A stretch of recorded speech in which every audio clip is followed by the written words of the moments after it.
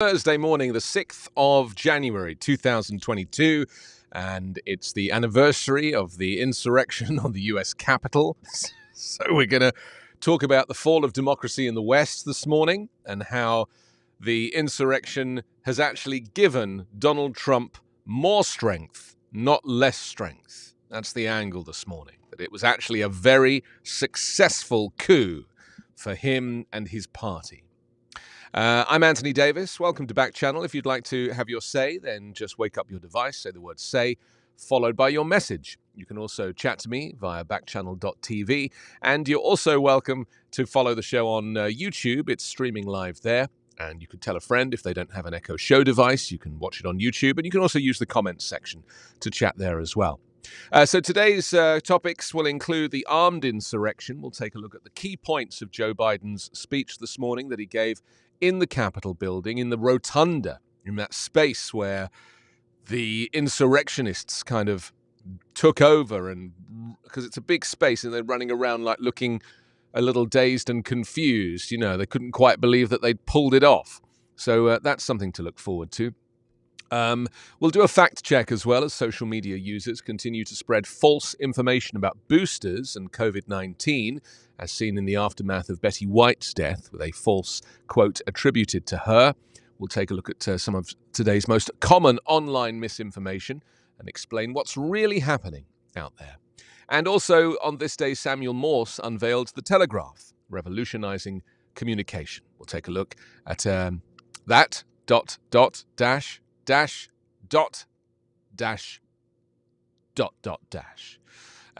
So that's to look forward to. We're also going to jump onto the morning papers and see what's happening across the US. Obviously, much of the chat today will be reflecting on 12 months since. And I must just say that, I like to keep an eye across all media, both conservative media and mainstream media and regular media and whatever you choose to call it. I mean, to me, it's all mainstream media. I don't think there's such a thing as creating a differential. But there's definitely conservative media. And people like Ron DeSantis, who it turns out was probably missing in action because he had COVID-19. Yesterday, there was a very interesting video unveiled of him making a speech the day before he went on a vacation. And the guy was clearly suffering from a lung disorder. The guy could not get through the speech. He was dying. He was literally dying on camera, Ron DeSantis.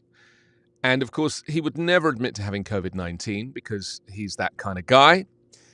He's a denier. So 2 weeks off and he's back right as rain. But that video that was doing the rounds yesterday, wow. I mean, I actually felt really sorry for him. And I hate Ron DeSantis, but as a human, I felt really sorry for him because I've had pneumonia. I know what it's like to try and speak through a reduced lung capacity. And that guy was so ill. He was so ill. And he was giving a speech about semiconductors at a semiconductors factory. I mean, it was like the last thing he ever wanted to be doing at that moment in time. And there he was, semiconducting. So that's the tragedy of it. But he this morning said that he doesn't want to talk about the January 6th insurrection. He says, what's the point? There's nothing there that's of interest to me. Total denial from Republicans about the magnitude of this. That's the tragedy. Michael, good morning. Thank you for joining us this morning, who's listening in Virginia. If you'd like to see the pictures, Michael, you can do that on YouTube. Or I actually just recommend you just listening to this mellifluous sound rather than ruining it with a visual. Because I have a zit on the end of my nose today. I had it yesterday as well. And I worry that that's kind of distracting.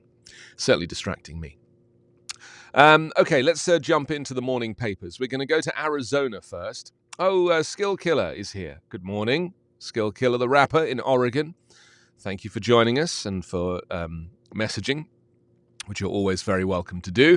Okay, we're going to go to Arizona and the Daily Star and see how they start their day. They lead with 1 year later. US remains divided, even in remembering. That's right, separate versions of the day have emerged. It says beneath a pale winter light and the glare of television cameras, It seemed hard not to see the January 6 US Capitol riot for what it was, the violent storming of the Capitol by Donald Trump supporters bent on upending the election of Joe Biden.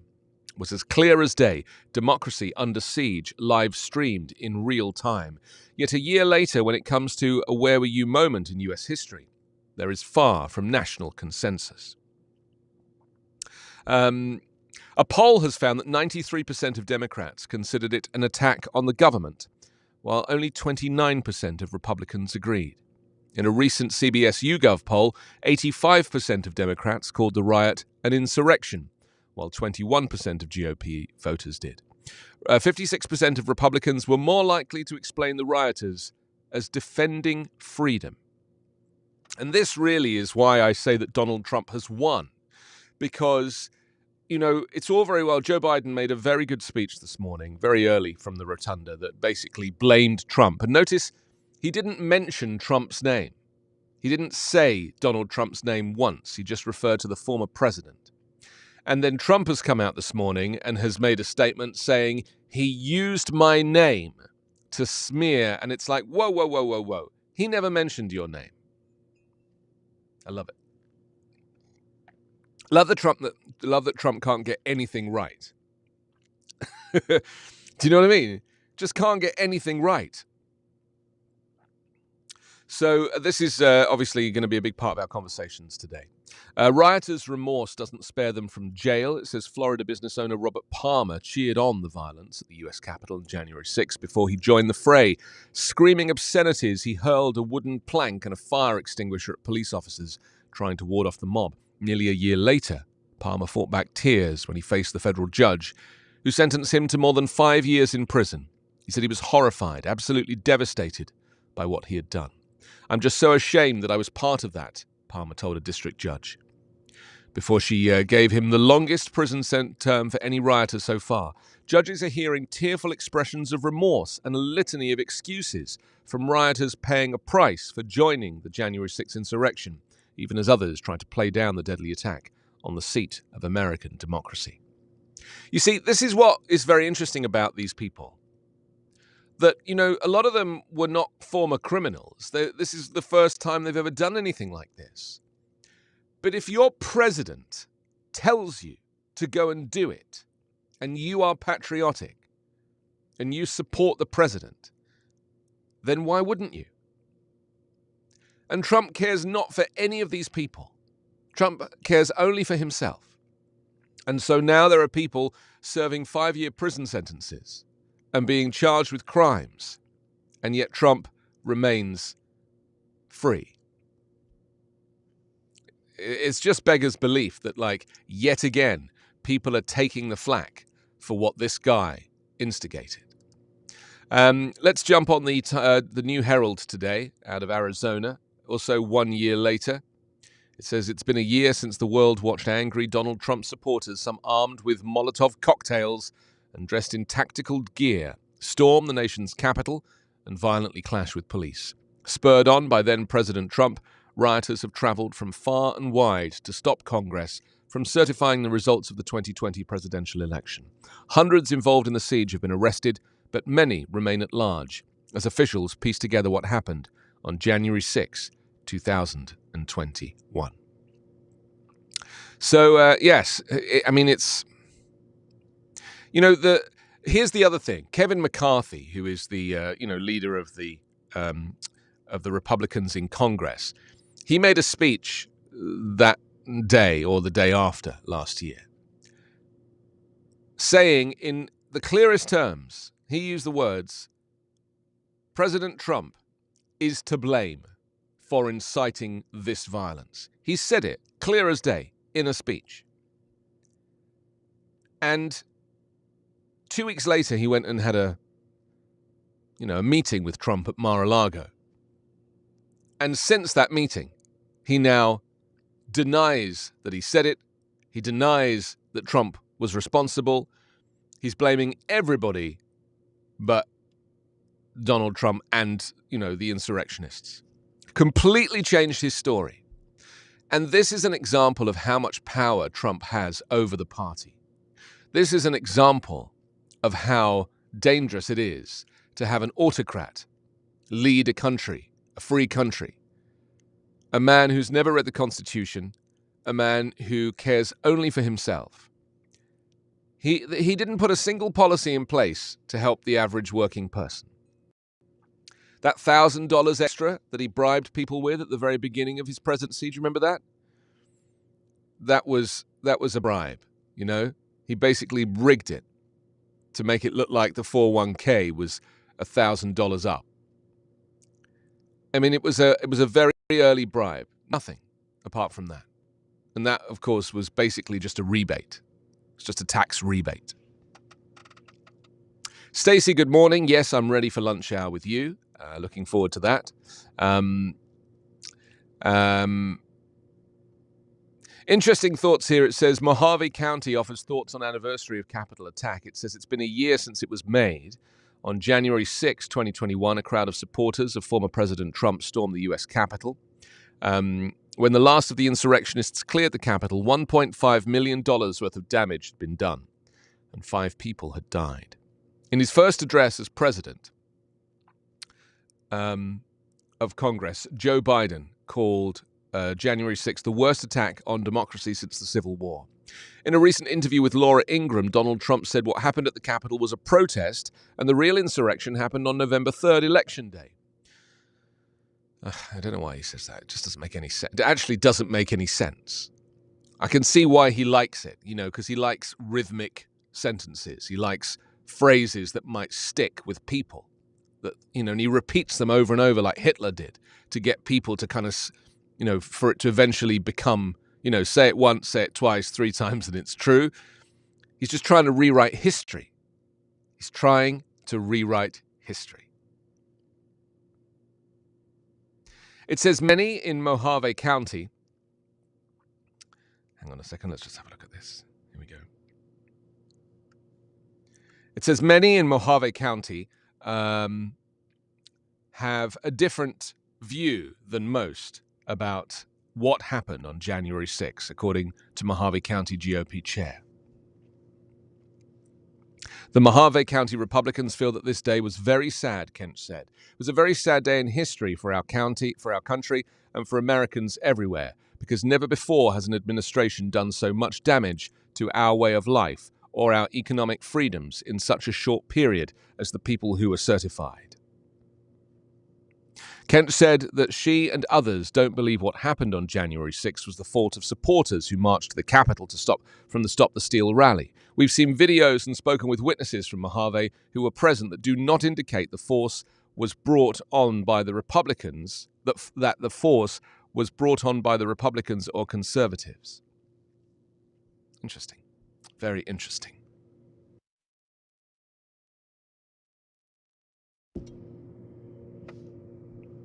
So let's move on to another newspaper, because that was the Arizona, and I'm trying to look at the rest of that, and unfortunately it continues on page 5, and I don't have page 5. Yet again, I don't have page 5. It's always page 5 that it continues on, and I never have page 5. I barely have page 2. Okay, should we go to the news? We've done that. That is the News Herald. Hang on, let's go to the Florida Times Union. Here we go. Okay, Florida Times Union. Curry tests positive as Omicron continues. What, an actual curry? Oh, the mayor. Sorry, I thought that an actual curry had tested positive. I was like, it's in the food chain. No, it's the mayor. Jacksonville Mayor Lenny Curry testing positive. Well, at least he admits that his name is Lenny Curry.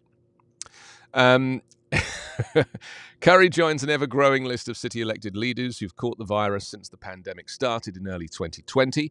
Sheriff Mike Williams, property appraiser Jerry Holland, and several city council members have also dealt with varying degrees of symptoms caused by the virus. Curry took an in-house test for COVID-19 after experiencing mild cold-like symptoms, according to a statement released by city spokeswoman Nikki Kimbleton. Curry is fully vaccinated, the statement said. Vaccinations do not prevent transmission of the virus, and people who get the shots can still get get breakthrough infections, but vaccinations do reduce the risk of grave illness that requires hospitalization. Yes, that's right. At least the Jacksonville mayor has admitted to getting COVID-19, as a lot of lawmakers have, and people in positions of responsibility, apart from Governor Ron DeSantis of Florida, who had a very obvious symptom of coronavirus: shortness of breath, sweats, inability to form a cohesive sentence, even when talking about semiconductors, and then goes on a mysterious 2-week vacation. They didn't say it was a vacation. He just disappeared. It was only after, like 2 weeks later, when people started asking, they started to say the word vacation. I mean, I wonder if there is a kind of responsibility of the states to actually, tell the voters, the constituents, if the governor is ill. I wonder if that is a constitutional requirement, or if they're allowed to lie about it,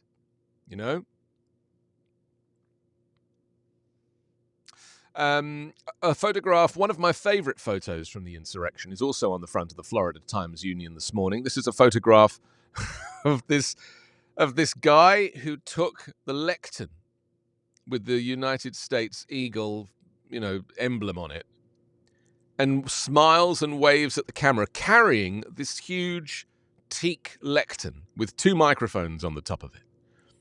And he's doing that. And I mean, I thought it was very funny. Illegal, and obviously the guy needs to be arrested, and I'm sure he has. I mean, this is the clearest photograph of this guy. It's not like he's hiding his identity. But it was just ironic. And maybe that's why the Florida Times-Union stuck this picture on the front page. Trying to just make a bit of a joke of the whole thing. I mean, it is Florida. It's a very red state, right? A year after President Donald Trump's supporters stormed the U.S. Capitol in an attempt to stop Joe Biden's election victory from being certified, the rhetoric that led to the insurrection continues to reverberate in election offices across Florida and color the political debate in Trump's home state. Florida has the most arrests stemming from January 6 and the most members of 2 far-right extremist groups arrested in connection with the insurrection, but there has been no effort to address extremism. Instead, Florida GOP leaders have worked to placate a Republican base inflamed by Trump's unfounded election fraud claims, insisting new voting restrictions and likely pursuing other changes to election oversight this year. Trump continues to push the same rhetoric that drove his supporters to overrun the Capitol, and is unlikely to keep up his fraud drumbeat during a press conference at his Mar-a-Lago estate in Palm Beach. Well, he's cancelled that now. He's not going to do that. He's going to make those... It's so weird that they would publish this newspaper today and they've still got that Mar-a-Lago press conference story in there, because he cancelled that 2 days ago. They obviously don't care.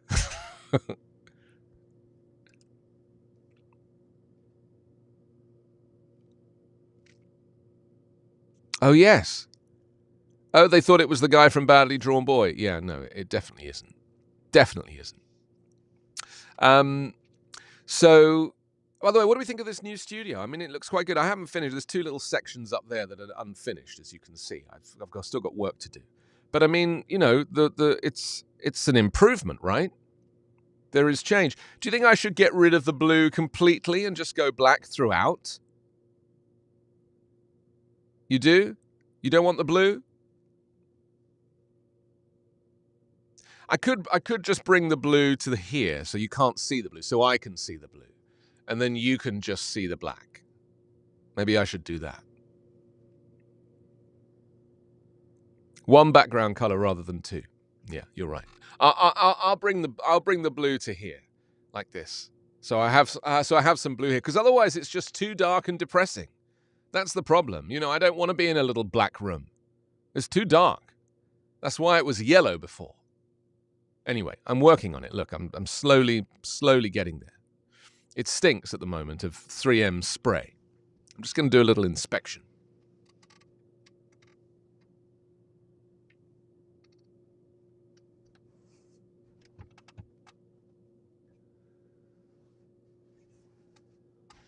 Yeah, I'm kind of pleased with it. I think it's an improvement. We'll get there. We'll get there. And just when I've finished it, that's when they'll put a green screen behind me, and they'll be like, "Okay, we've changed now. It's all changed."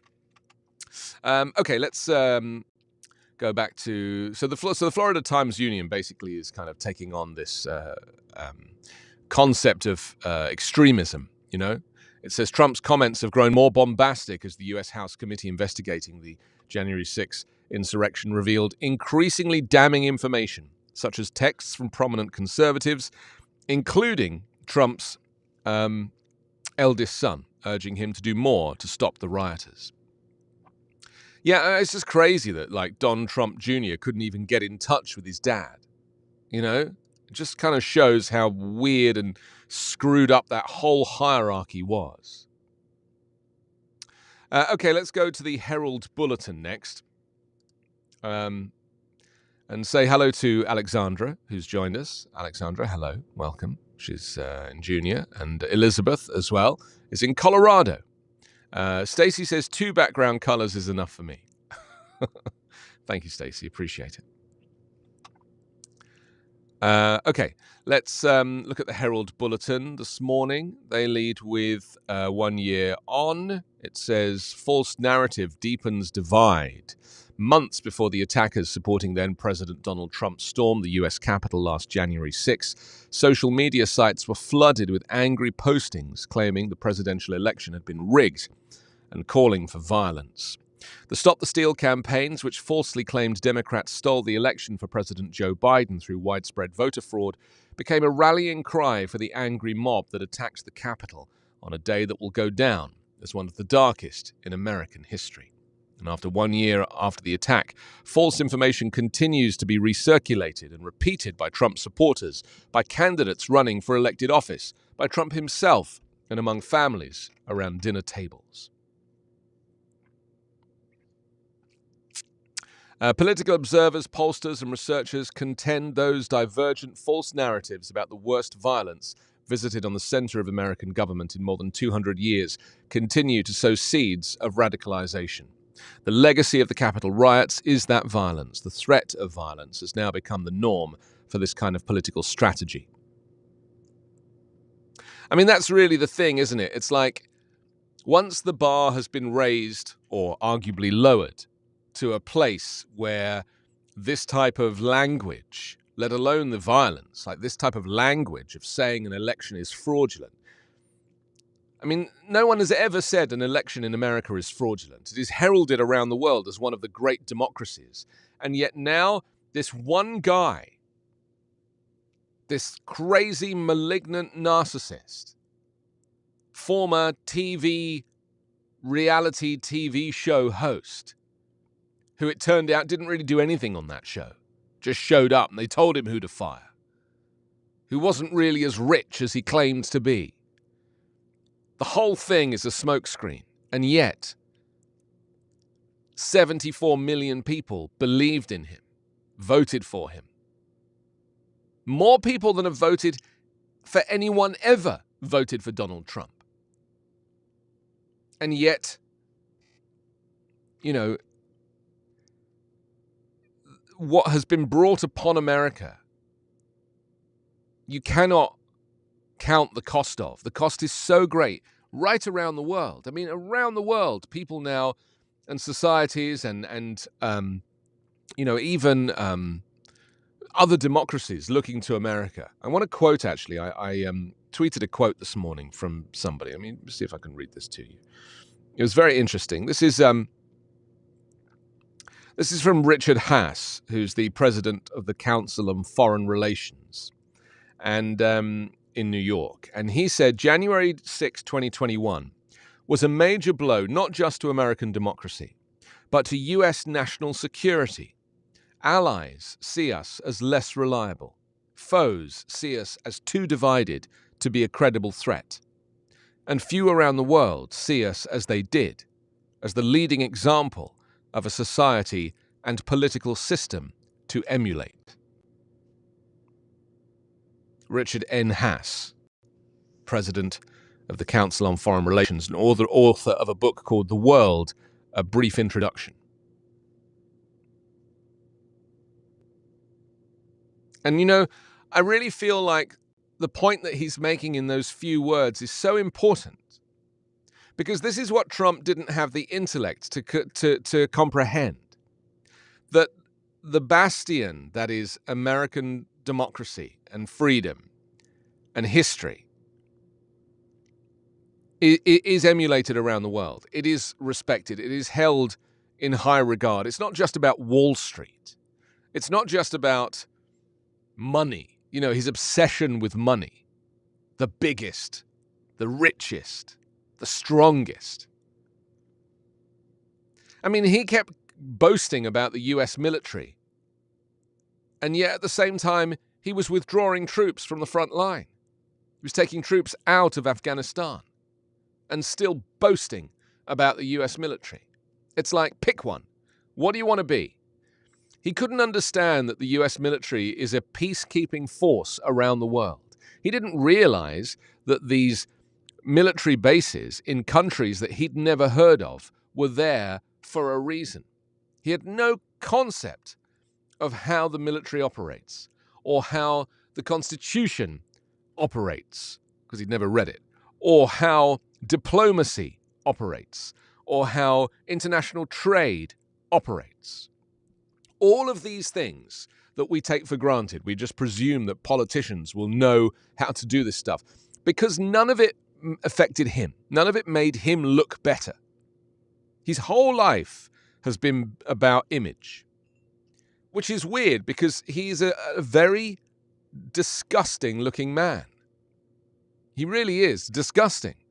And yet he's obsessed with image. Do you like the way he refers to people as fat? He's very critical of people who are overweight.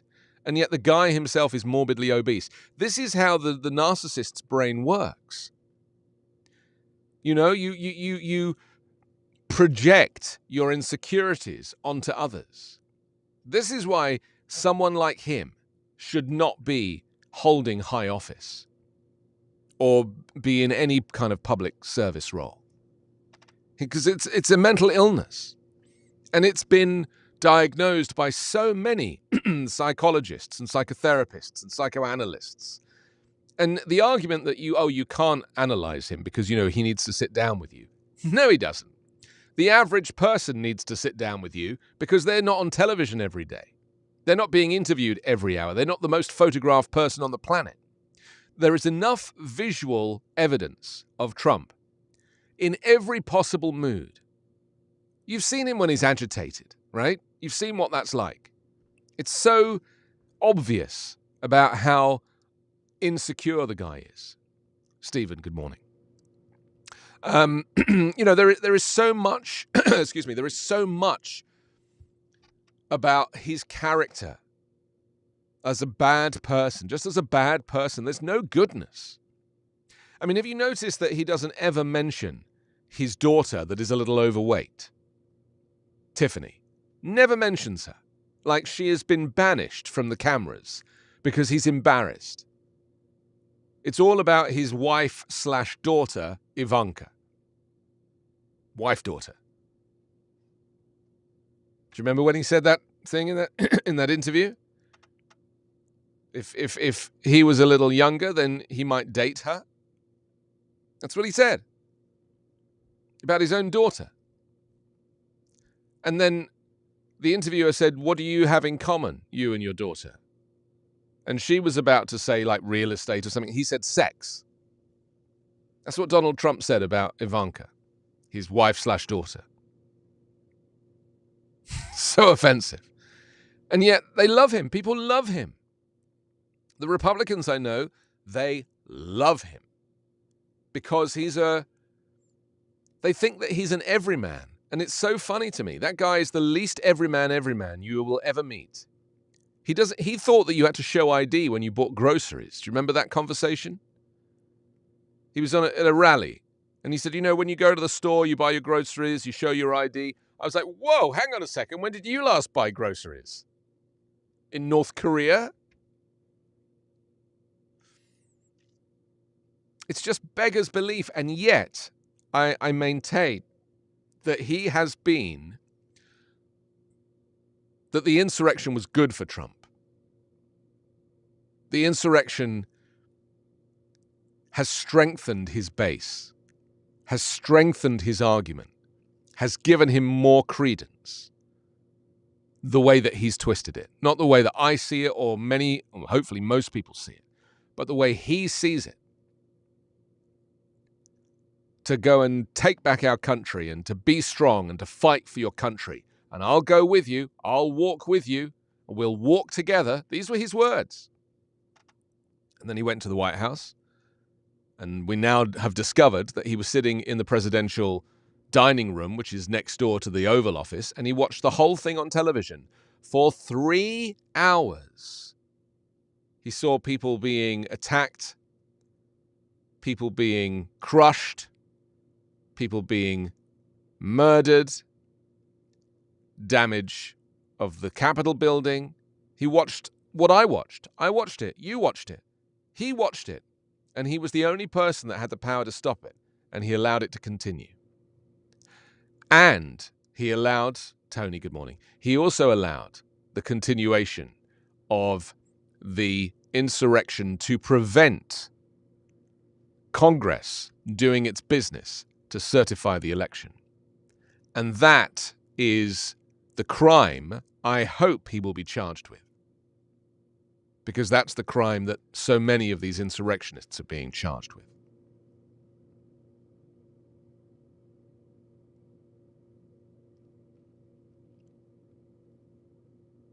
Luke O'Brien, a research fellow at Harvard University's Schornstein Center on Media, Politics and Public Policy, said many of Trump's supporters across the country were radicalized over a period of years by conservative social media influencers and political rhetoric from the former president, members of his family, and surrogates. O'Brien points to conservative political activists like Ali Alexander, who began fanning claims that the 2020 election would be rigged even before voters headed to the polls. He says you had this influencer class of right-wing propagandists working together to get out disinformation about the election. Meanwhile, you've got a whole contingent of elected officials in Congress and elsewhere who are amplifying this disinformation and putting a stamp of authority on it. And that's what I'm saying about the insurrectionists doing it because their president told them to. You have to understand the importance of authority. Especially in America, people are very respectful of authority, whether it's the military or anybody in a uniform or a security guard. You know, this is the way America is. It does like to follow a hierarchy. But Trump never served in the military, of course, because he had, shin splints or, what was it, bone spurs. That's right, yes. What a terrible thing to have, bone spurs. So that prevented him from serving in the military. I think he got a letter from a friendly doctor, his dad's friendly doctor friend, to help him there. And I used to laugh every time he got off the helicopter and he did that salute to the military officer standing outside in a blue navy blazer and a white cap, you know. And Trump never knew how to salute. Because, of course, he's never been in the military. He's never saluted in his life. And he did this kind of weird, it was so quick. And to me, just analyzing the psychology of that, I think that he feels insecure and guilty that he has no military understanding, experience, and also the bone spurs. So the fastest he did it, he literally did it like this. It wasn't a salute. It was like, I'm going to do it quick enough because I know I'm a fraud. And if I stand there and do this, that's going to make me look like I'm even more of a fraud than I already am. I just don't want us to underestimate how dangerous this man is. And I think that because he is a bit of a joke, because he's like a TV star and a bit of a, like does gags all the time, he's always trying to, make it funny and not take it seriously. That there is this kind of desire to just think, oh, he's just an idiot. He's just a clown. He's a comedian. He's an entertainer. He's just an attention seeker. And I don't want us to use any of those words because, Trump is what Stalin was and what Hitler was and what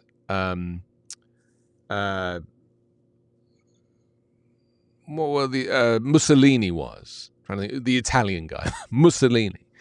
What these people all have in common is they too were very charismatic. They too pretended to be the everyman. They too claimed to be on the side of, the working person. They too said the same three things over and over again until they became true.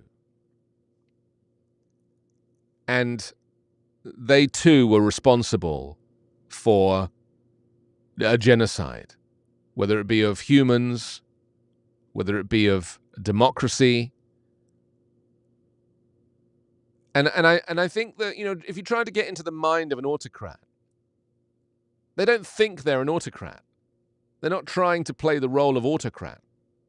They're just doing what they think is right. And Trump was just doing with the tools that he was given from his father, his absent father, and his mother, who clearly didn't give him the love that he craved, or whatever was the problem in Trump's childhood. He was doing what he thought was right. And it's only for us as onlookers and analysts and voters to realize that his best is the very, very worst of humanity. Because he does not have the tools. His best is the very worst of humanity. Because he doesn't do stuff for the good. He lies about donating to charity. He lied about going down on 9/11 to the smoldering embers of the Twin Towers to help. He lied about that. The first thing he said in a radio interview after the towers fell is, oh, well, that means that Trump Tower is now the tallest tower in Manhattan. He is not a good person. He doesn't have goodness in him. He just has the tools that he was given. And his father famously was landlord of these tenement buildings and refused to allow black African Americans to rent his apartments. And these buildings were knocked down and made way for fancy buildings, again, all owned by the Trump family. There's so much history of corruption. There's so much history of evil. Just people who are a crime family. It comes naturally to them. And Michael Cohen, the former fixer, who does a very good podcast and gives lots of interviews, even though he's wearing an electronic tag or something now. He was very effectively a mobster himself. He effectively was one of these influencers within the family, the personal lawyer and the fixer. And now that he's crossed over to the other side, he gets it. And I have to say, I've become a very big fan of Michael Cohen. Because there's nobody else that was on the inside who is so eloquent and capable of communicating what it was like. And if you just spend a bit of time with Michael Cohen, on YouTube or wherever, and you get to understand the mentality of a family whose entire existence is based in fraud and is based in, this is how they operate. And this is why they're so fearful of the Southern District of New York, who are trying to get the business, their family business. Because here's the thing about the business, which I always find really interesting. They had no board of directors. They had no HR department. They had none of these constructs that are put into corporate environments to make the environment safe. There were none of those things. They excuse me, they ran it as a family business, and Trump made all the decisions and hired and fired and enjoyed the hierarchy that he had imposed upon the business. And yet he ran the country in the same way. He ran America the way he ran the Trump organization. No, he didn't put people into positions. There was lots of open positions. He didn't see the point in filling all of these roles because he didn't know what they did. International relations and all of these types of roles. Didn't fill any of these positions. effectively shut down the immigration system. No, you couldn't get a visa or a green card or anything for love nor money during those 4 years. And then he realized there was this loophole. Instead of getting these criminals that people that he knew to take positions in his administration that had to be certified by Congress, he employed people in an acting role. He realized that if somebody was given an acting role, as in a temporary position, that it wouldn't need to be ratified, and therefore he could put whoever he wanted into whatever position. Hence why the people that he chose were completely inexperienced. And the way I see it is that America somehow managed to operate for 4 years without any leadership. No leadership at all. And, you can put that down to the skill of the civil servants, to the people that have worked in these departments for years, who weren't fired or let go, who just carried on doing what they do. But in terms of leadership, they were lost. A lot of these employees were lost. And then, of course, there was the turnover of staff. Every week someone had been fired, whether it was a press secretary or whether it was an attorney general. I mean, just like this turnover was unprecedented. And he was never there. I mean, that's the other thing. The number of times he was off playing golf at one of his own golf courses in order to promote it. And it cost millions every time he traveled and got on that plane and went anywhere just for a round of golf. It cost the country millions. The wastage and the national debt just skyrocketed and the deficit went through the roof. And he bears no responsibility for this. So I just don't want us to forget quite what it was like living during that time. And, it was Liz Cheney yesterday who said that this guy must never be allowed in the Oval Office ever again. And this is not a partisan thing, because I'm not a Democrat nor a Republican. My point is that for you as an American and for us living in America, we deserve better. We deserve for the country to function. We deserve for the various departments of government to be run, managed properly. We deserve for executive decisions to be made with a level of intellect and understanding of the consequences for the rest of the world. We also want to be safe. This is the other thing, is that it's very unlikely that with Trump in charge, we will be safe, because he is trigger happy, And that's why that movie, Don't Look Up, was so good, because it really kind of reminded us of what the world could very easily become if you have a mental health patient in charge, somebody who is so obsessed with their own self and image and has no empathy for anybody. That's what you end up with. Is effectively the world could be over. You could accidentally be presented with a nuke situation. I mean, I wouldn't put it past him. That was my concern. And I lived in fear for 4 years. I genuinely thought that he was just going to be trigger happy. And that's why the I think he's still the Joint Chiefs of Staff, in a testimony recently, admitted that he phoned the North Koreans. Oh no, it was the Chinese. He phoned the Chinese and just placated them because they were worried that Trump was so volatile.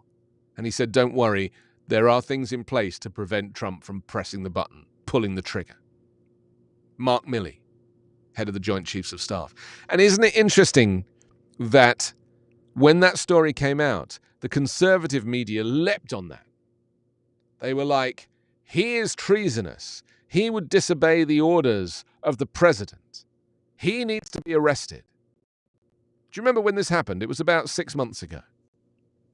And Biden very, very calmly came out and said that Mark Milley has my full confidence.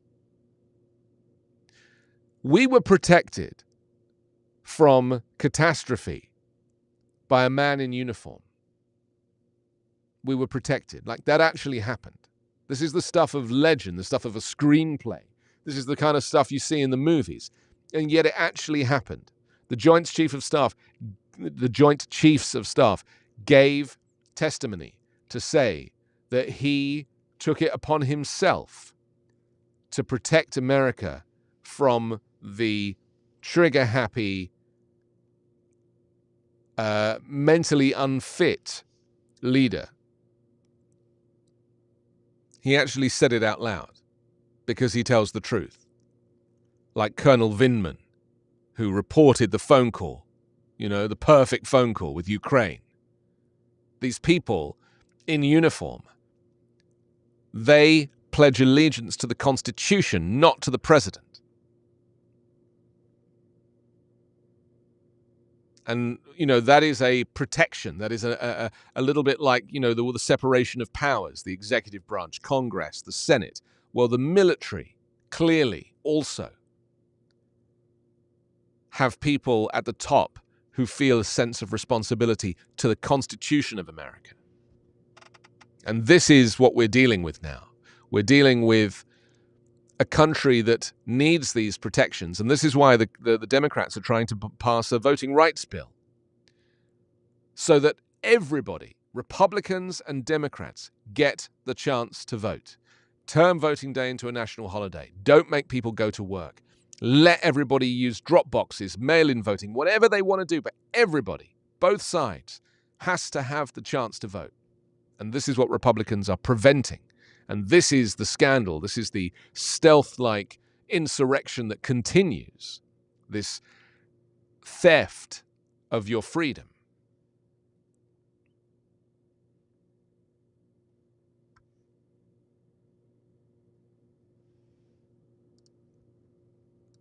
Let's look at the San Antonio Express News, just for Stacey. They lead with still weighing consequences. Where do things stand for 64 Texans charged in January 6 Capitol insurrection? It says thousands ventured into Washington on a brisk January day last year, motivated in many cases by the lie that Joe Biden unlawfully seized the 2020 election from President Trump. In the following months, 64 Texans have been charged with joining the mob of Trump supporters that stormed the U.S. Capitol, as lawmakers carried out the typically ceremonial process of confirming the outcome of a presidential election.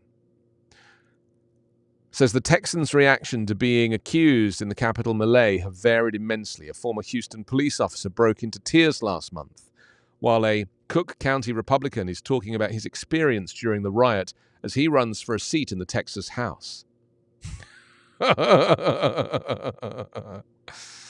Most cases against Texans defendants are pending, but outcomes for those who have gone before a judge offer hints of what's to come for others in the contingent. A San Antonio native becomes the first Latino census chief. He's been sworn in, and his name is Robert Santos. He was sworn in on Wednesday as the head of the U.S. Census Bureau, becoming the first Latino director of an agency whose work helps to shape America's political maps and influences the distribution of billions in federal aid. That's very good, isn't it? Area school absences are skyrocketing, students, faculty staying home with virus major factor, and issues plague Guard troops at border. This is as Governor Greg Abbott mobilizes thousands of Texas National Guard troops to assist with his border initiative known as Operation Lone Star. The state has struggled to pay soldiers on time while slashing their tuition assistance, benefits raising concerns about morale in the 19,000-member force. In recent months, Abbott has ramped up the National Guard's presence along the Texas-Mexico border, enlisting some 10,000 troops to set up border fencing and help Department of Public Safety troopers carry out his plan to arrest and jail migrants on state charges. So there we go, Stacey, that's for you, the San Antonio Express News. I hope that was helpful. Bracken has joined us. Jacqueline has joined us. Tony, Stephen, Elizabeth, Alexandra, Stacey, Michael, thank you for spending your morning or your lunchtime with Backchannel. It's 11 minutes to 10. We'll get the latest US news update at 10 o'clock or 1 o'clock, depending on where you are. I'm in Los Angeles, California. My name's Anthony Davis. This is The Anthony Davis Show. And we are discussing, obviously, the effect of the insurrection 1 year on and how American democracy has been undermined. I tell you what I did want to talk about. It's lucky I remember this stuff because I don't write anything down. I wanted to mention. Hang on, let me just swap this wire over here because I'm a bit tangled up. And I don't want to be tangled. It's too embarrassing. It's too embarrassing to be tangled. And I did want to talk about what they refer to as the Civil War. You know, like the worst event since the Civil War. And you see, the problem with this referencing the Civil War is that the Civil War was at a time when people like had muskets and they, you know, it was a very different time, you know? What was it, 1812? So you're dealing with a memory that people only have from history books. Now, what I would like us to do, just for a moment, if you're ready, is to go into a imaginary place where we take all of the elements of the Civil War that we've learned about in school and we translate that through the lens of a 2021 lifestyle. And what do we end up with? What do we have? What does Civil War look like in 2021? Do you get it yet? Exactly. That was what we had. That's what Civil War is in the modern day. So all these threats of it could be the next Civil War. It's already happened, dear. It already happened. Misinformation is the modern day musket. Trump claiming in advance of the election result that if he didn't win, then it must be fraud, that is a civil war. His surrogates, his supporters, all getting together on social media and slagging off the left and criticizing the libs and trying to own the Democrats. That is civil war of a modern day. Because to be armed with muskets or even AK-47s is not modern warfare. I mean, it could come to that, but that would just be an extension of the civil war that is already underway. I feel like I'm living in an America that is under siege. Because democracy is the fabric of the country. That is really what makes this. This is why people came to America. They wanted to, you know, be in a place and still come to America. Why I came to America is to be in a place that is free. And that now is under siege. And so the Civil War, in my mind, has already happened. And January 6th was the front line of the Civil War. The Civil War that has already taken place, that is continuing to take place. Because, you know, today, all of the Republican senators, governors, came out denying that there was a problem last year. You know, they're still saying that some of them were tourists and they were Antifa wearing Trump clothes. I mean, what is that if it's not civil war? The civil war of language, the civil war of rhetoric, the civil war of misinformation. And so I really think that we need to just remind ourselves that it's already happened, that democracy did fall. I don't believe that we should say democracy nearly fell. It did fall. It was just held back up. Because by nature of delaying the certification of Biden's presidency, when Mike Pence was shoved into a bunker with his brother and his family and everybody else, that was when democracy fell. Because they were prevented from certifying the election at the time they were due to do it. That is democracy falling. So for those hours, those 3 or 4 hours, because they didn't go back into the chamber until the late evening. Do you remember? It happened late into the night. Democracy did fall. Democracy was returned, and Mike Pence considered going through with Trump's coup. Totally considered it. There's now evidence that he asked his legal advisors if there was any legal opportunity to do this, to go through with this. So my point is that, America does like to kind of put its best foot forward and forget its history. We've seen this with, the denying of slavery in some states, in schools, and books wanting to be removed from school libraries and stuff, denying the history, wanting to pretend that America is perfect. And as Biden said in his speech this morning, we have to own our history. And he said, some people will think of this speech today as just trying to politicize January 6th. And he said, it's not. We're remembering. We have to remember what happened in order to prevent it from ever happening again. So how do we qualify this in this day and age when we still have half the country thinking that Biden's victory is illegitimate and Trump was the rightful recipient of the presidency? Because that is why the Civil War will continue. It doesn't end today on the anniversary. As long as you have people that don't believe that Biden is the president, the Civil War is still underway. It is a war of civility. People are uncivil.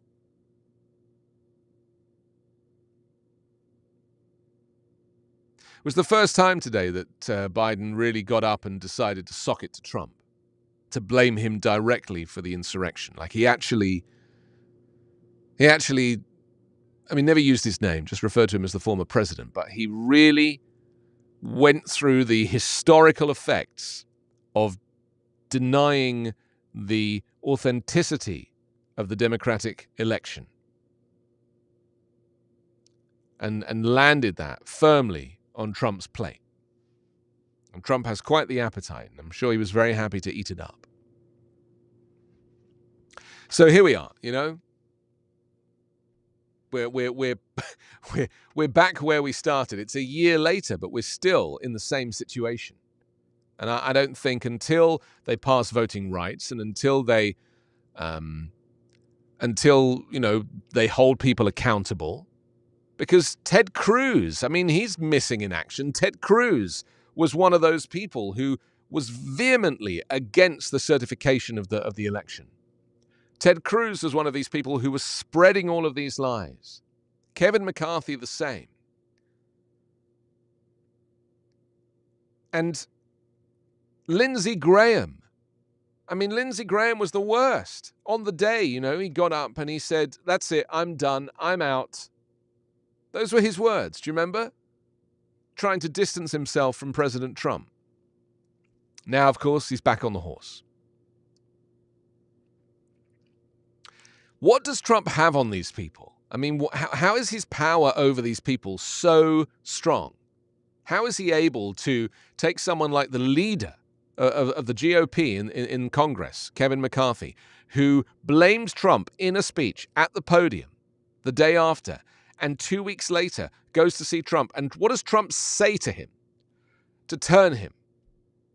Imagine what he might say. I'm very disappointed in you, Kevin. You've let me down, Kevin. And if you want to have my support, and if you want to keep your seat, and if you want to,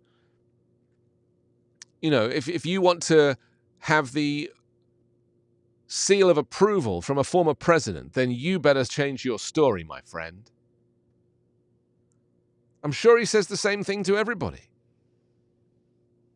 He's only now, he's endorsing various candidates for the midterms. He's only endorsing people that have endorsed him. So anybody that voted for his impeachment, he won't endorse. Anybody who said a bad word against him, he won't support. The guy is so narcissistic and so unwell. And I wish the media had really gone into the mental illness part of this, because that's the thing I find most fascinating. I don't blame Trump for his behavior. I blame his conditioning. I blame his parents. I blame the world that he grew up in and the values that he was taught. And, Fred Trump was not a nice person. There's been a lot of people go on record say that. He was a also a troubled man. And I actually think a lot of Donald Trump's ills lie in his relationship with his mother rather than his father. Never talks about his mum. Always talks about his dad, idolizes his father, puts his father on a pedestal. Yet his father never loved him, never gave him the attention he deserved or the hugs that he craved. It's a similar story. I had it with my own father. I understand what that is like. But I also recognize that something must have changed with Trump. You know, his own brother. I think the story was, didn't his brother died, his brother committed suicide, or there was some big story with one of the brothers, and Trump wouldn't even go to the hospital that night. He wanted to go to the cinema instead. He literally went to the picture house, saw a film the night his brother died. I mean, what does that tell you about the guy and the man and his inability to feel empathy and to support others in their time of need? This is Backchannel, and here's the US News Update.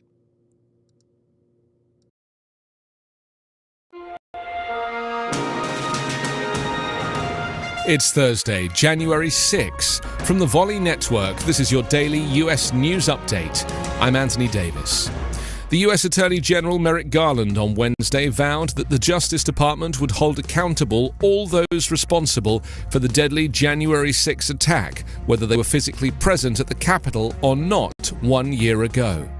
Garland's remarks come as he faces growing calls from lawmakers, legal experts, and former elected officials to intensify the department's investigation into the events of the Capitol assault, and in particular to prosecute those who helped orchestrate the failed attempt to overturn the 2020 election results, including Donald Trump and his associates.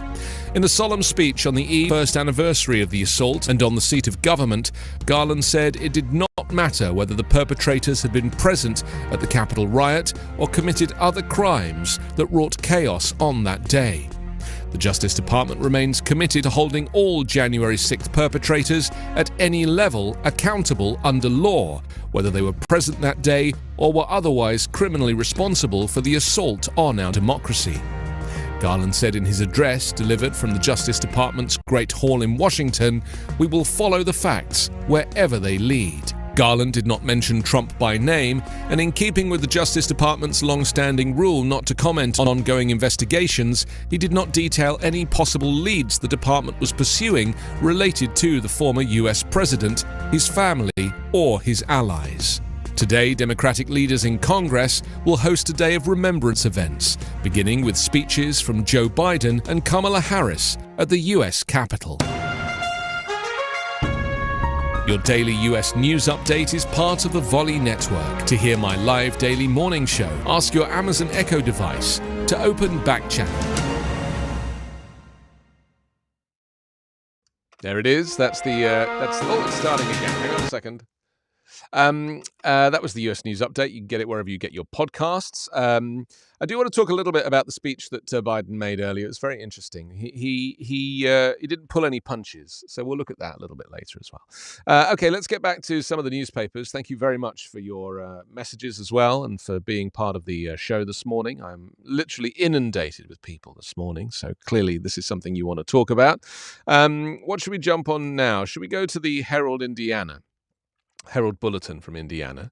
I think didn't I do that one already? Oh yeah, I already did that one. Hang on, let's jump to the Journal World from Kansas. Yes, Journal World from Kansas. Hazing report alleges exceedingly dangerous alcohol abuse. This is the university that's redacted some information about the incidents. Other allegations involve homophobic slurs. Dolphin slaughter video. What?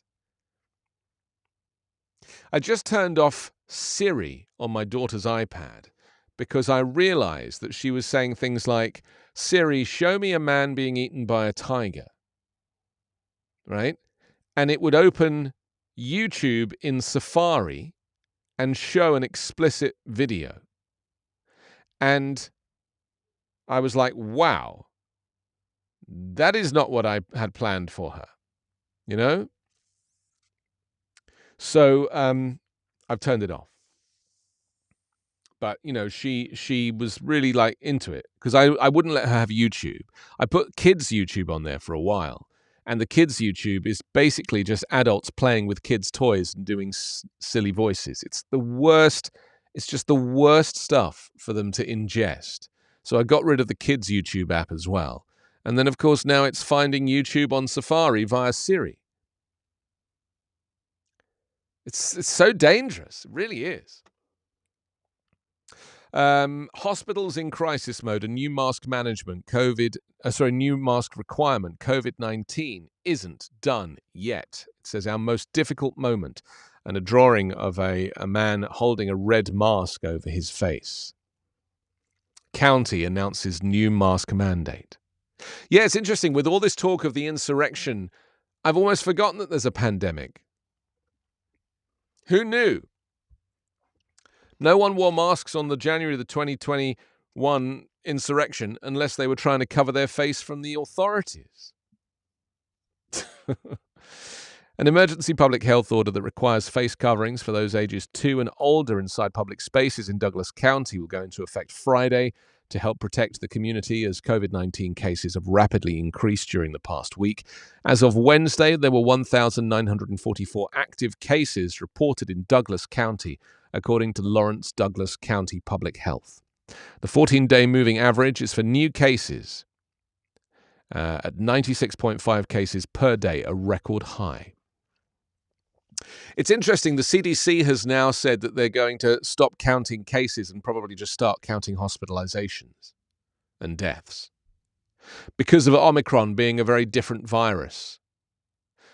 So transmissible and also relatively easy to recover from if you are vaccinated, that it's pointless counting cases because it's just going to keep going up and up and up.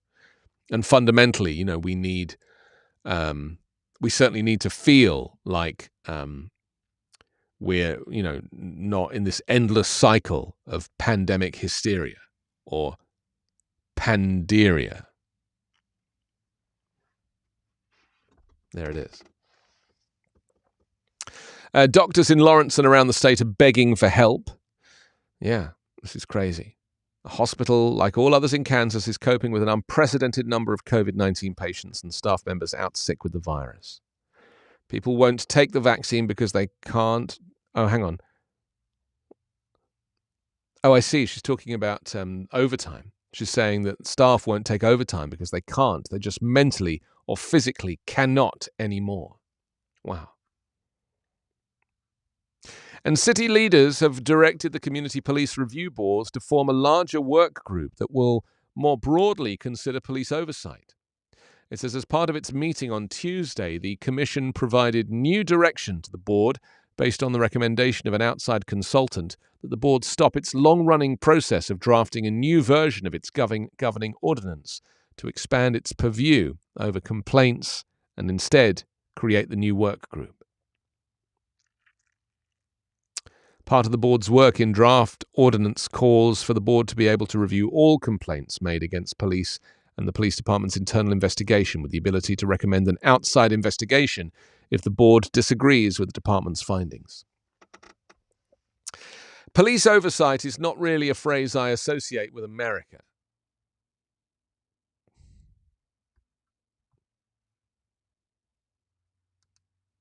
The worst case scenario, they kind of fire if you fire somebody who's acted in a criminal fashion, i.e. like a police officer who's killed somebody, if you just fire them, then they effectively are then free to go and do it again. I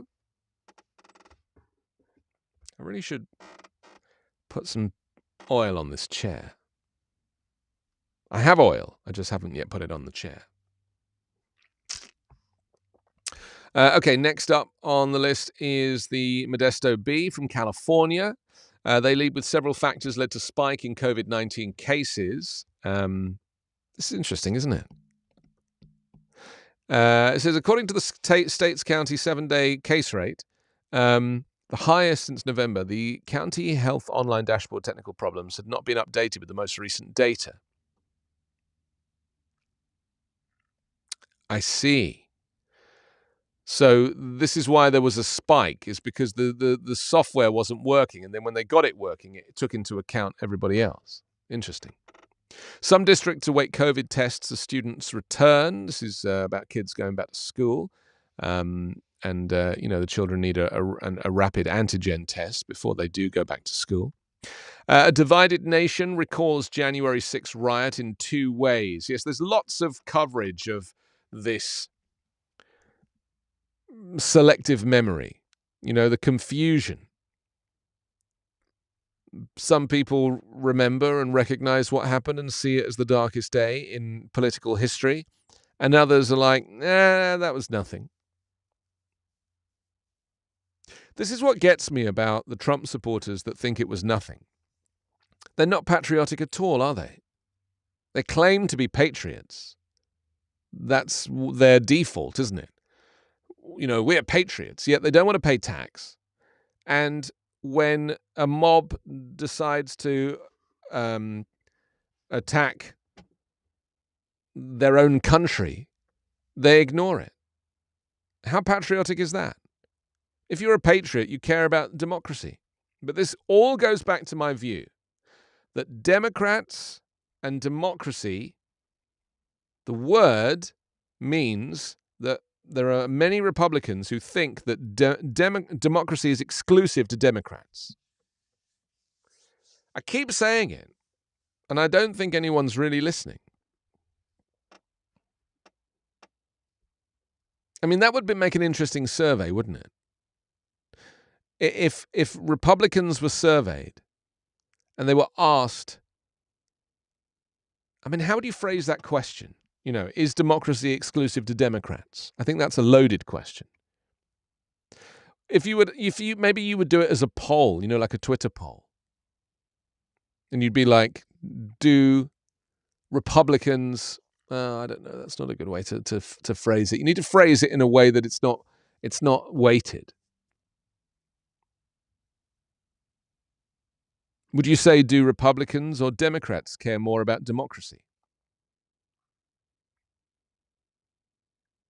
You see, I think it actually needs to be a trick question, doesn't it? Because my point is that I think that Republicans have been tricked into thinking, not all Republicans, I'm just talking about, these very people with extreme views, that they've been tricked into thinking that democracy is exclusive to Democrats and that democracy is something that you fight for.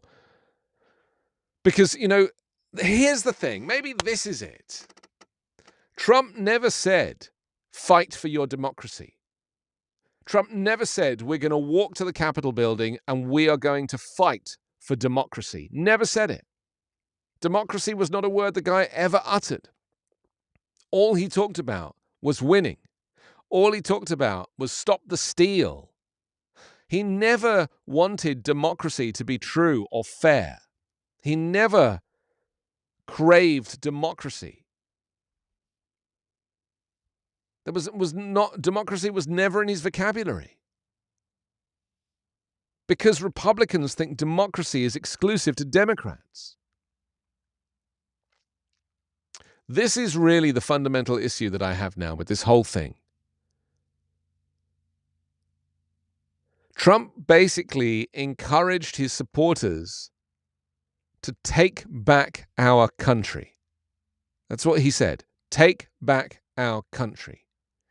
He said, because without us, you haven't got a country. Do you remember? It's a bit like that speech he made. I think he made it as his inaugural speech. And he said, I'll never forget this line. He said, the American dream is dead. And then he said, I alone can fix it. I mean, if that isn't an example of this dictator, the insane mind of a criminal dictator, then what is? The American dream is dead. I alone can fix it. In the same way as he tried to take credit for the vaccine, like he'd invented it. Whereas a few months before, he was saying you should shine a light through the body, some kind of a light, like a cleaning or a bleach. Maybe you could, like a drink bleach or something can kill it dead, kill the virus. It's like the guy is so desperate for authentication and validation that he's prepared to risk the entire country on his personal need for love. Because nobody loves him. That's what this comes down to, isn't it?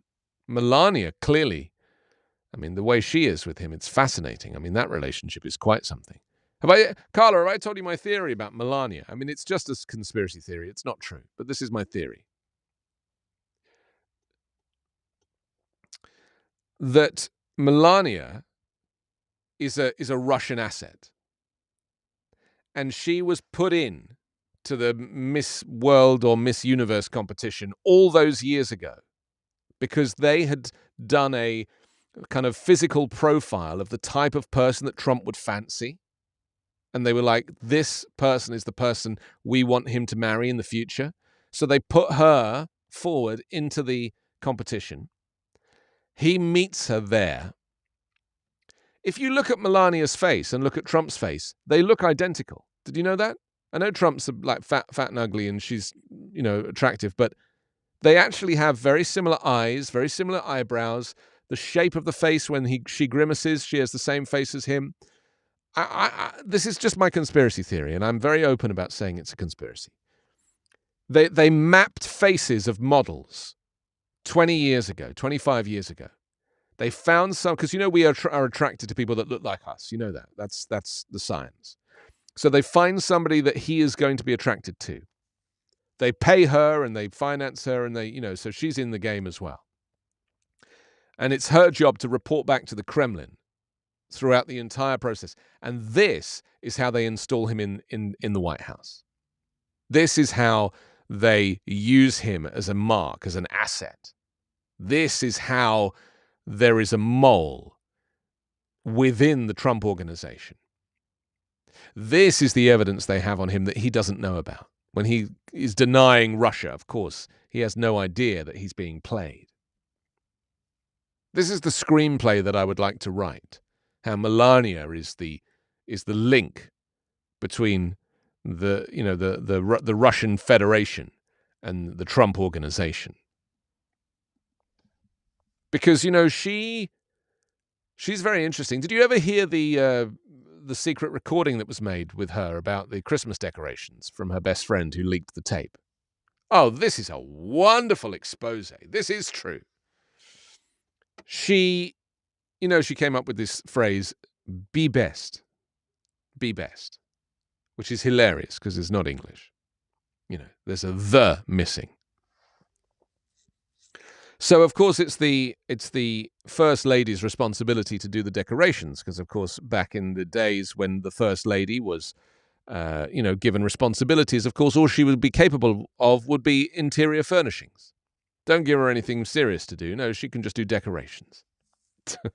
And so Melania reluctantly decorates in the most gauche way the White House, the Christmas tree and all the Christmas decorations. Anyway, the best friend of hers that she falls out with goes public with a secret recording that she made where Melania is just slagging off the whole thing. Slagging the whole thing off. Like her true colors coming out. It was a wonderful news story.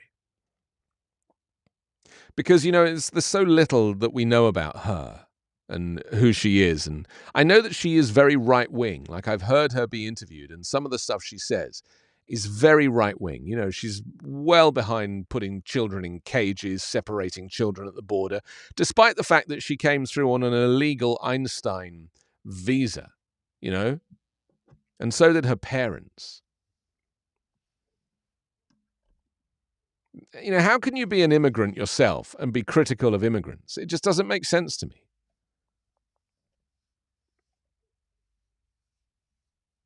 So, wouldn't it be wonderful to know, after all this is wrapped up, that she turned out to be working for Putin the whole time? And that, because, the KGB and this whole kind of, Russian intelligence system, they play the long game. It's not like Trump, like, saying things on a whim. Send Kim Jong-un a Rocket Man CD from Elton John. That'll do it. That'll seal the deal. I can imagine that happening. That actually happened, by the way. We didn't make that up. He did actually give Kim Jong-un an Elton John Rocket Man CD as a gift. So offensive, so racist, so inappropriate. Anyway.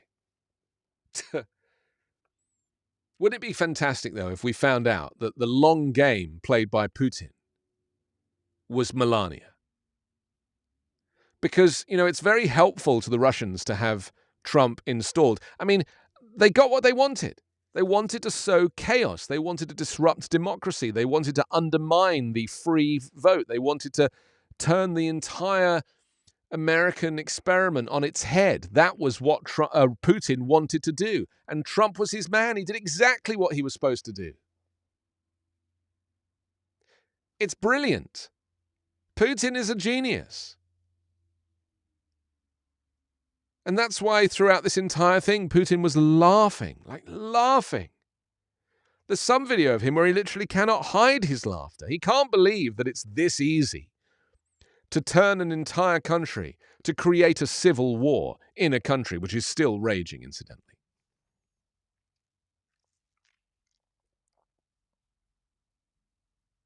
Melania. Fascinating.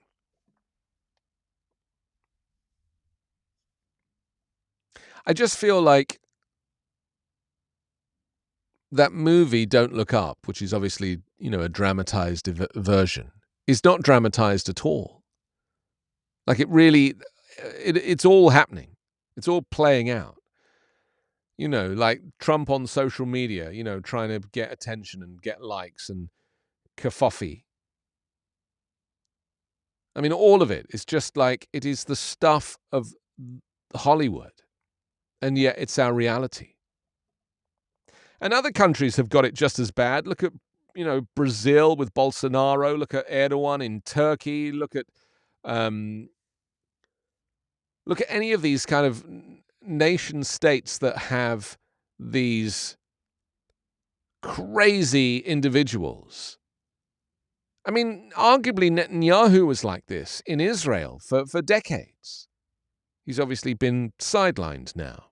But he was still claiming he won, even after he lost. And now Naftali Bennett, who's like a former Netanyahu operative, is now like pretending to run the country. I'm sure that the old guard is still very much in charge.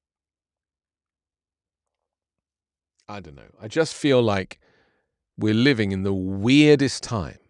The whole thing is so weird. And I'm tired.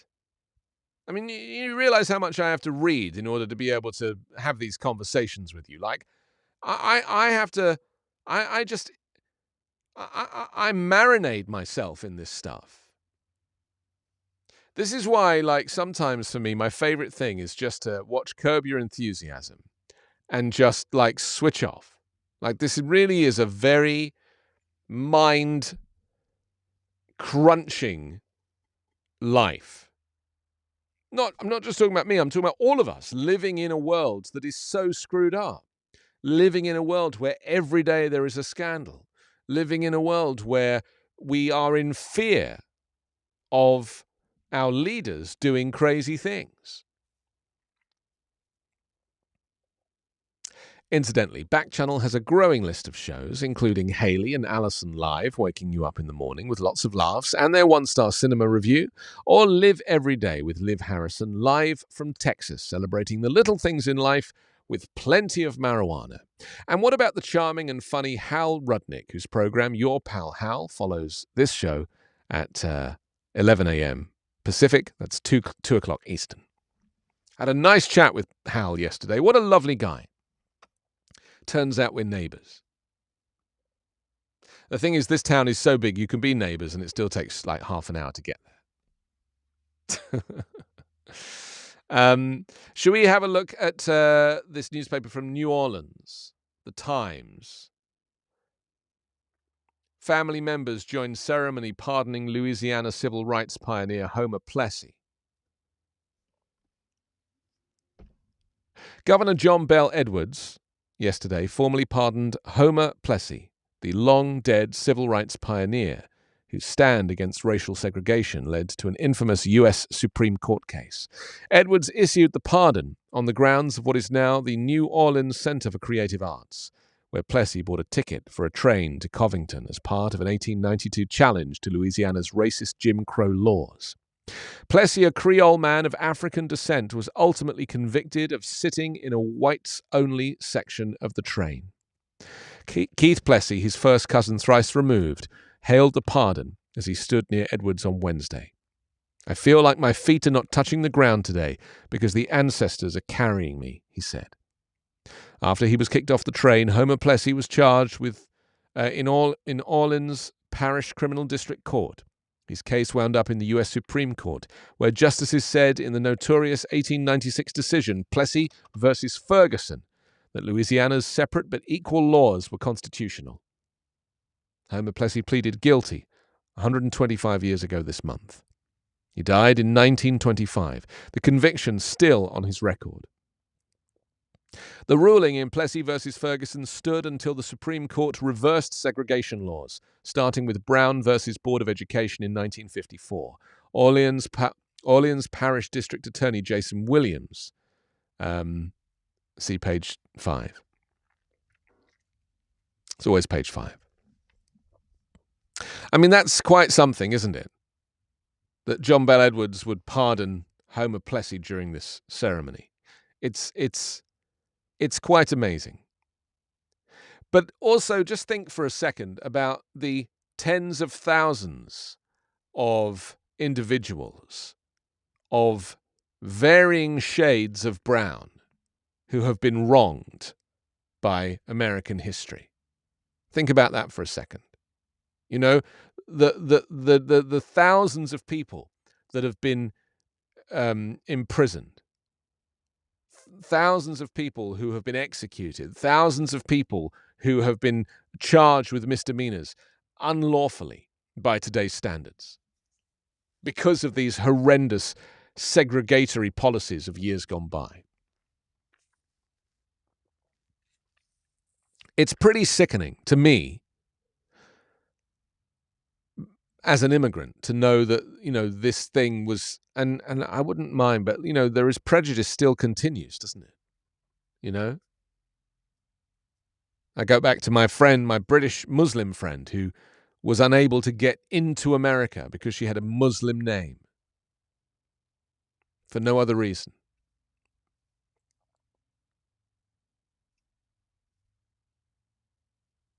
The oldest living World War II vet in the US dies in New Orleans. Lawrence Brooks, the nation's oldest living World War II veteran, died on Tuesday at the age of 112.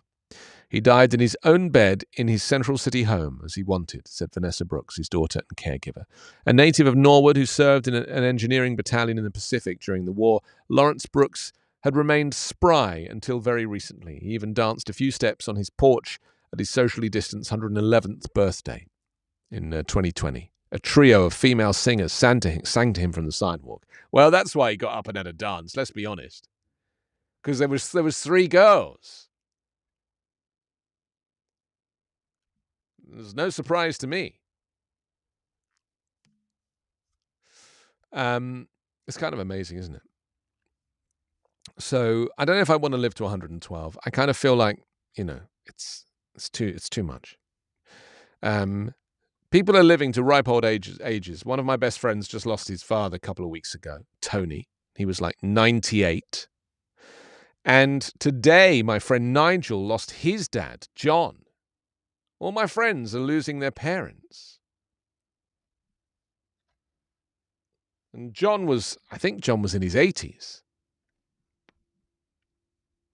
So this is what happens, isn't it? You know, you get to a certain age and then your friends start to lose their parents and you start to lose your parents. I mean, my dad died 2 years ago. Okay, what's next?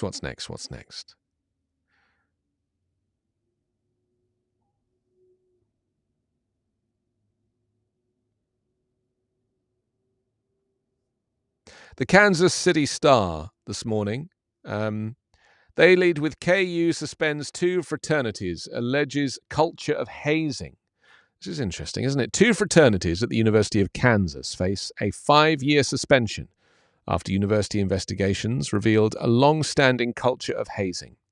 Phi Gamma Delta and Phi Delta Theta will be removed from KU's campus until spring of 2027, after all current members have graduated, according to documents obtained by the Star through an open records request. Both fraternities were informed of the legislation on Tuesday by a letter from the Tamara Durham, the university's vice provost for student affairs. In it, Durham outlines a pattern of hazing activities investigated by national fraternity leadership and reviewed by a university panel.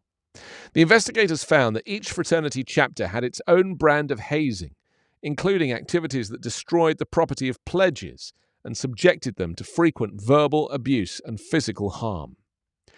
In the Phi Gamma Delta house, members organized what one investigator described as a comprehensive hazing program, pledges that were undoubtedly under the control and authority of members every waking minute each day.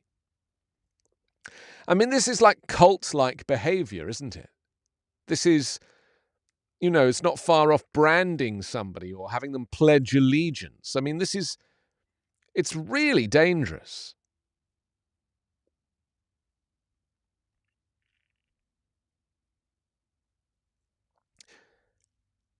In one alleged case in September, a pledge reported not sleeping for as long as 4 nights because other members would frequently wander in to see page 5.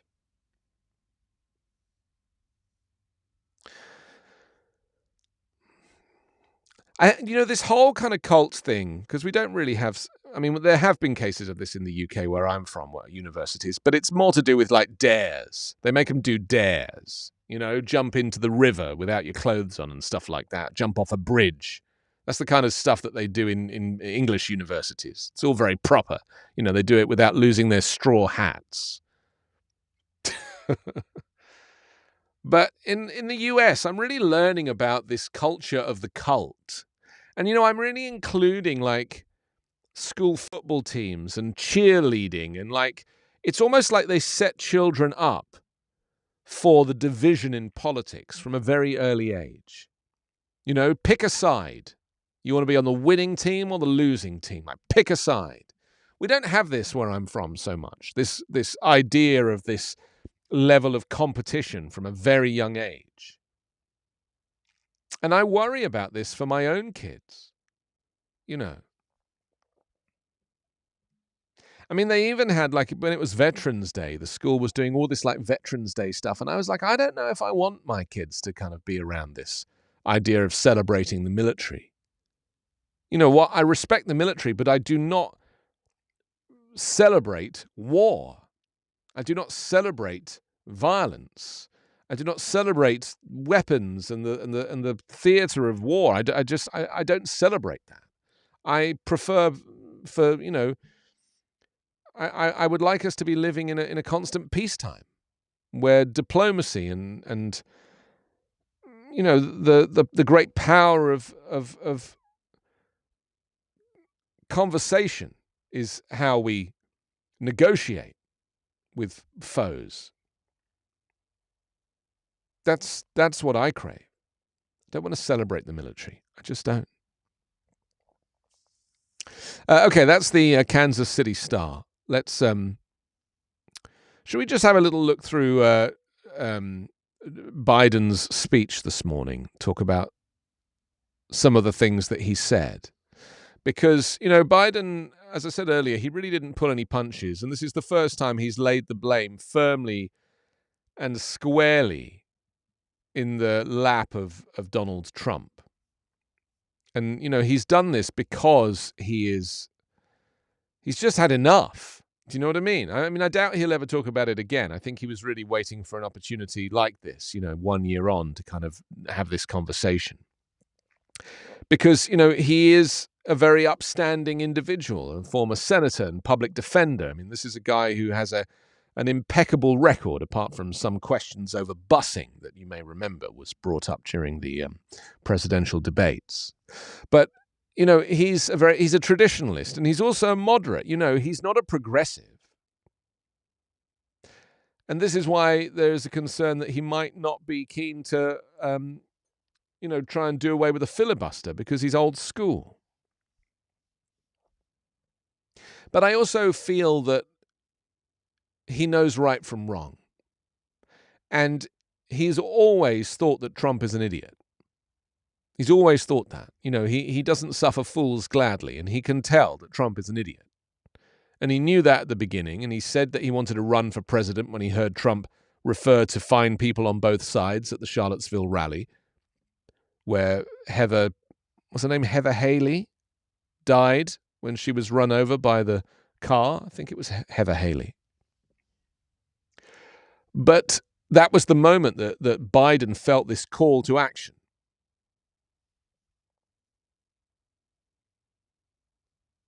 Haley Marshall. You sure her name wasn't Heather? I'm convinced there was a Heather in there somewhere. Anyway, this is the point, isn't it? That Biden is too old to be the president. He didn't want to do it. He felt he had to do it because he knew that he had a chance of winning. And people like Pete Buttigieg and various candidates, Elizabeth Warren, he just knew that they were unlikely to kind of get that collective vote. And he was right. And he won by over 7 million votes.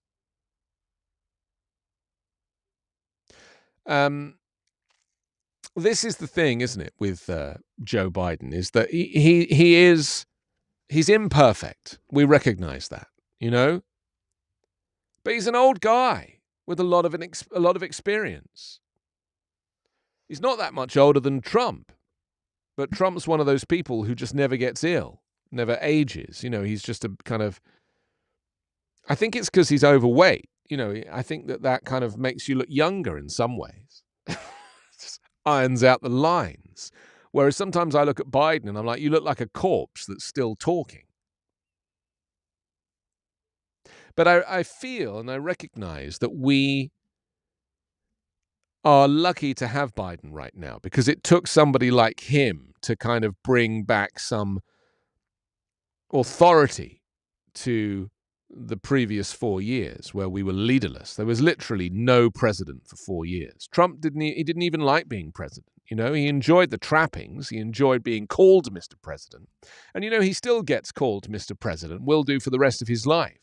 And he loves it.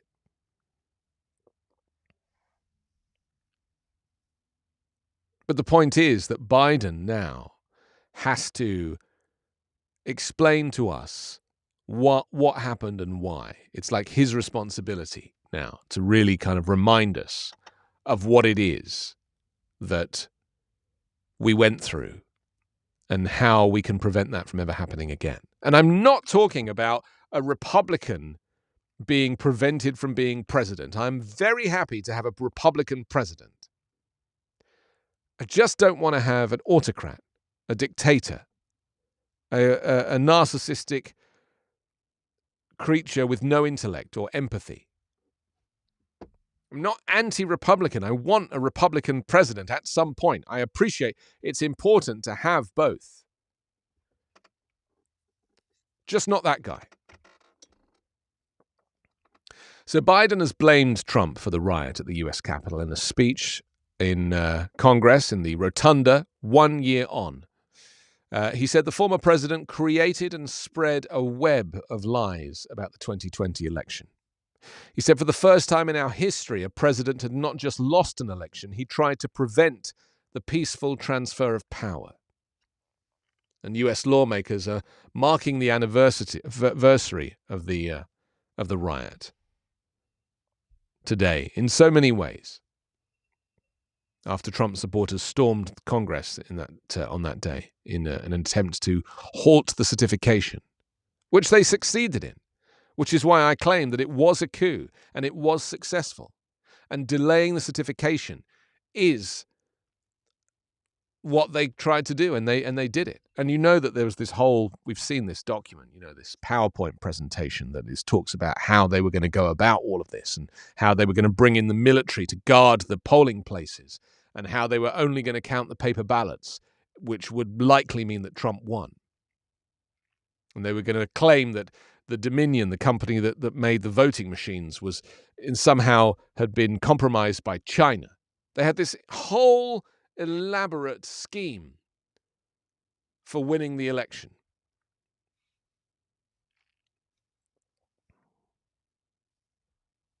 Most Republicans will not be attending the events today, denying that January 6th was even a stain on America's history. Meanwhile, federal agents have arrested 725 suspects in connection with the riot. And, when they start arresting people like Kevin McCarthy and other congressmen and women, Marjorie Taylor Greene, just the types of people that have been inciting this violence over time, maybe then Republican voters will start to realize that the people that they've been putting their trust in have actually let them down.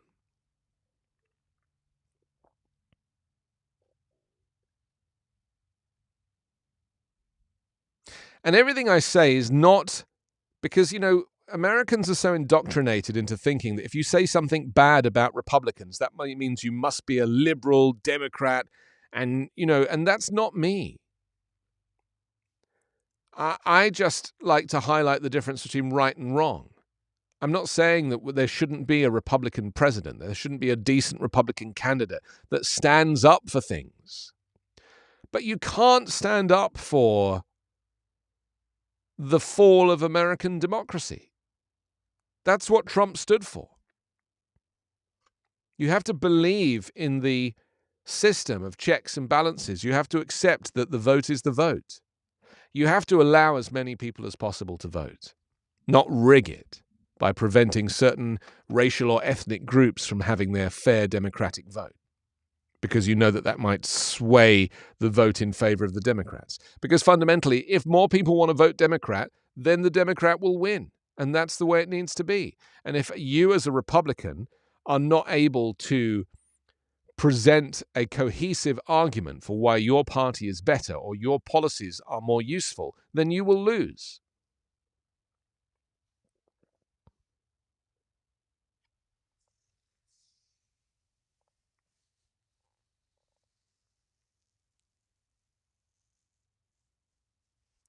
Well, because people don't vote. I mean, this is part of the problem, isn't it? That a lot of liberal people don't vote because they're so liberal that they don't even want to vote. Whereas people that are politicized, they vote. And Donald Trump politicized people. He took regular Republicans and he radicalized them. And so they vote in great numbers. But the reason it's hard to get Democrats or liberal people generally to be Democrats is because they're so liberal they don't want to vote. There is this desire just to live a very,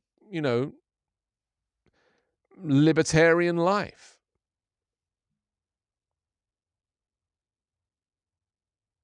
And arguably the libertarian is closer to the liberal than the Republican is or the conservative is,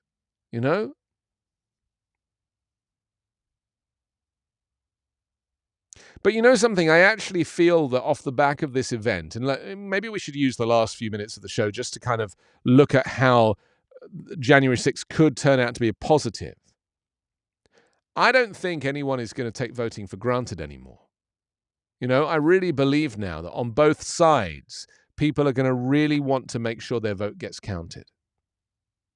I think that people now will realize what is at stake if they don't vote.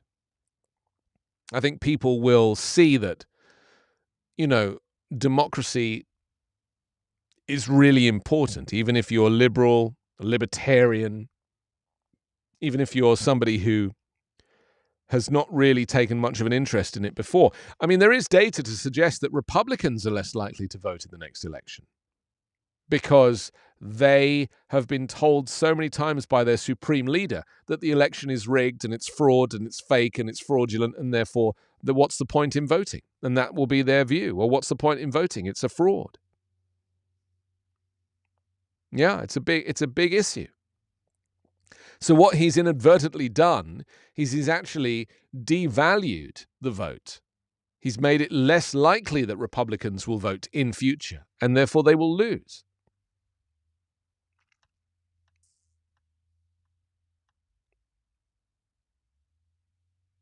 And this is really, where we're at now, isn't it? That we're living in this we're living in this strange world where it's like, if I say anything bad about Trump, people will presume that I'm a Democrat snowflake liberal. The idea that I might be a journalist reporting the truth is irrelevant to them, because bias is often in the mind of the viewer or the reader. Bias is not actually in the journalism. The bias often sits with the viewer or the reader. So I could report something true about Trump. Let's say I want to say that Trump wouldn't rent apartments to black people, right? Which has been proven as true. If I actually post that story, like if I talk about that on the show, if I put it on Twitter or something like that, if I publish that story, people will presume that I am anti-Trump in America. They won't consider the fact that I'm just a conduit for the truth. And this is my point about bias lying in the mind of the reader or the viewer, is that it's not my bias. Now, you could argue that if I was a Trump fan, I wouldn't publish that story in the first place.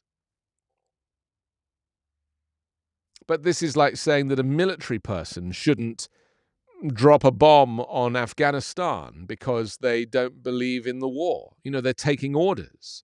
They are pledging their allegiance to the president, and the president has made the order to fire. So where does your allegiance lie? Well, my allegiance has always lied with the truth. Lay with the truth, I should say. Lied with the truth is like a split infinitive. So, we need to take a fresh look at what the media is capable of now, and why it is that we have to understand that there is a difference between a biased network like Fox, for example, which is famously a propaganda network. They will say anything to promote republicanism, and they will do anything to damage the Democrat. That's what they are put on this planet for. And Sky News in Australia is the same. Have you ever watched Sky News Australia, Carla? It's like Fox News. It is a pure right-wing political network. Sky News in England, who I used to work for, they're not owned by Rupert Murdoch anymore, but they used to be. And, they weren't allowed to be biased by nature of the fact that, the news in England is regulated by the government.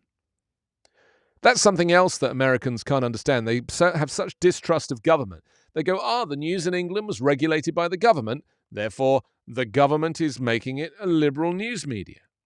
And it's like, no. It doesn't work like that. It's nuanced, that there are some factors at play, but fundamentally, people just try and tell the truth. Whereas when I watch Fox, I am literally seeing and hearing a biased news coverage.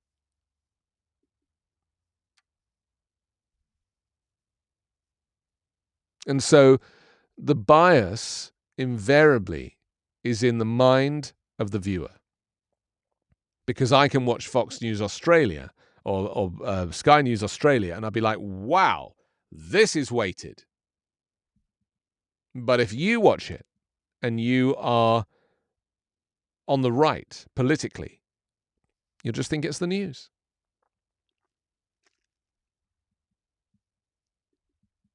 Shall we speak for the last 5 minutes about Samuel Finlay Breeze, Morse? Yes? The American painter and inventor? I think we should. It says 10:50 on the schedule, and it is exactly 10:50. And you know me, I like to bring things in on time. And I certainly like to finish on time. It says, after having established his reputation as a portrait painter in his middle age, Morse contributed to the invention of a single-wire telegraph system based on European telegraphs. On this day, the 6th of January, 1838, Samuel Morse's telegraph system was demonstrated for the first time at the Speedwell Iron Works in Morristown, New Jersey. Isn't that fascinating?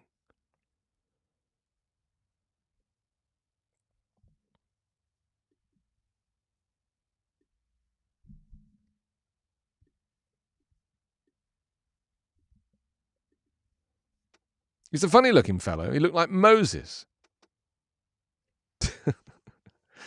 He co-developed the Morse code and helped develop the commercial use of telegraphy. He was born in Charleston, Massachusetts, the first child of the pastor Jediah Morse, who was a geographer, and his wife Elizabeth Ann Finlay Breeze. Such a great name, isn't it? His father was a great preacher of the Calvinist faith and supporter of the American Federalist Party. His father thought that the Federalist Party helped preserve Puritan traditions and believed in the Federalist support of an alliance with Britain and a strong central government. Morse strongly believed in education with a Federalist framework alongside the installation of Calvinist virtues, morals, and prayers for his first son.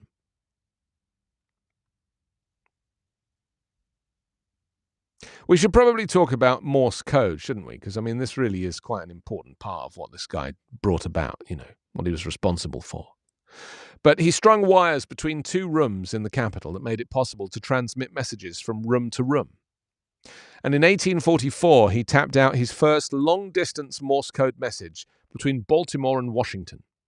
His message was, "What hath God wrought?" I think if he was given the opportunity today to send a message, he'd probably type the same thing. He was not recognized as the inventor of the telegraph until 1848, a year after a Supreme Court ruling stated that he was, in fact, the inventor of the telegraph. He gave a lot of his wealth to charity. Later in life, he became interested in the relationship between science and religion and provided the funds to establish a lectureship of the relation of the Bible to the sciences.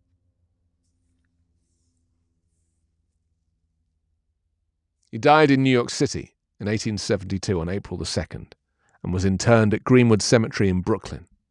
And by the time of his death, his estate was valued at around $500,000, which is around $10.2 million today.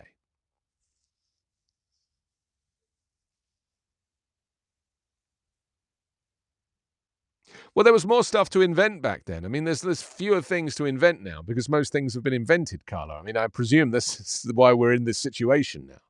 I mean, apart from my various inventions that are yet to hit the market, like the Malteser Dispenser. Have I told you about this one?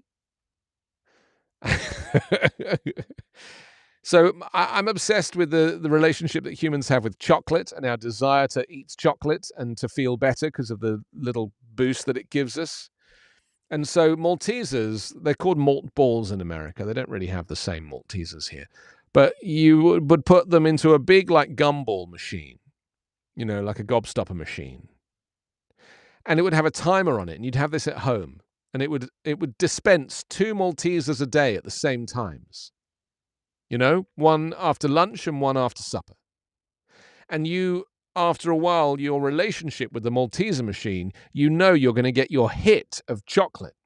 You only need a little bit, because this is the problem. We open a bag of these snacks, these candy, and we eat the whole thing, and we only really needed 1 or 2. But because there's 17 in the bag, we eat the whole lot, and it's too many, and we feel sick and fat. So my invention is the Malteser machine with a timer on it that dispenses 2 little chocolates twice a day.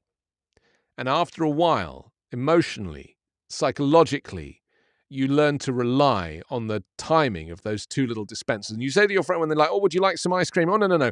My machine's going to dispense a chocolate for me. When I get home, it'll be waiting for me in the tray.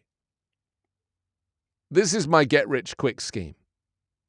Changing the emotional relationship between humans and chocolate. 2 little hits a day. It's all you need. Going to change the world. ...